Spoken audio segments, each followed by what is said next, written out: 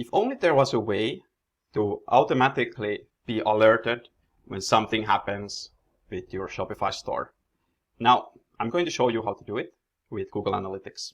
How you can automatically know if your traffic is dropping on a week-by-week basis or a month-by-month basis, if your conversion rates are going up or down, and a lot of other good information and useful things here. So stick around and let's do it. All right, here we are.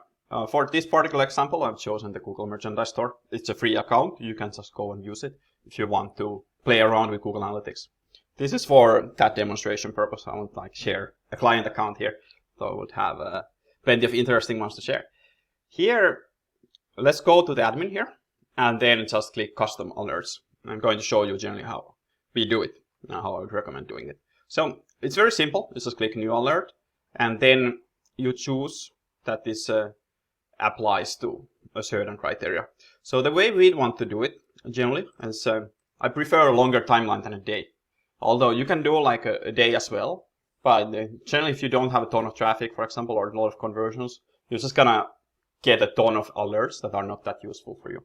So choose the next thing you'd choose is if you want to have it on other views as well. So if you are doing this for multiple stores, this is actually a pretty nice thing to do. You can do it in general. And what I recommend to have as an alert name is be as descriptive as possible. So for example, if this is from a weekly period, I like to use wow. Wow comes from week over week. And then you can just say like traffic drop by 15% plus. So in this kind of case, you will know when you get the alert that the traffic has dropped by at least 15%.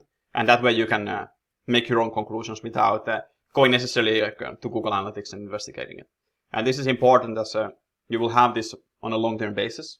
So what you use as your naming conventions really makes a difference. Although you can change it later. Then you'll choose what this applies to. So here, mostly we always use all traffic, unless you have some very specific segment you want to configure here. And then you can check in terms of sessions, for example. Session is a good way to check traffic. And then what I recommend is using this percentage increases and decreases, because otherwise you are a bit tied to your current level.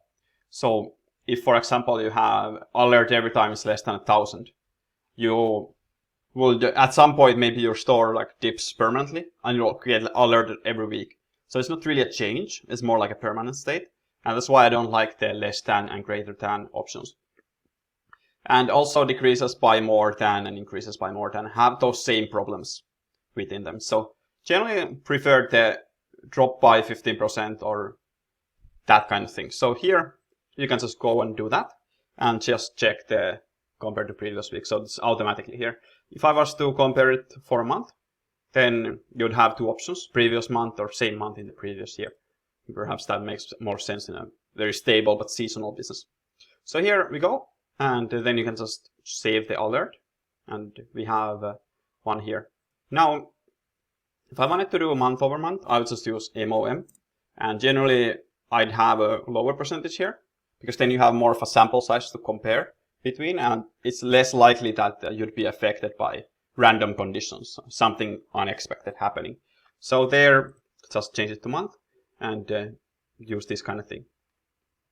Now, two things I recommend tracking is sessions and conversion or revenue. So you can check here, for example, revenue. And if you're going to have big changes, then by this way you know, and you don't need to constantly check whether it's going up or whether it's going down. And the final thing, very important, just tick this box. Send me an email when this alert triggers, because otherwise it will only be here. You're going to miss that if it's only there.